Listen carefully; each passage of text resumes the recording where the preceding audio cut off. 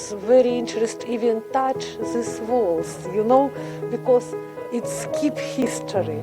And now I maybe read more about these people and how they organized their awakening society. 我觉得就听到那个伟人的故事，然后有机会看那个天津的历史。After knowing the history of such an amazing efforts of awakening society, I'm so overwhelmed and I'm so excited and I'm so impressed. I have had this great opportunity to interact with Chinese people. I really respect this Chinese culture that also has been very meaningful and wonderful experience to live here.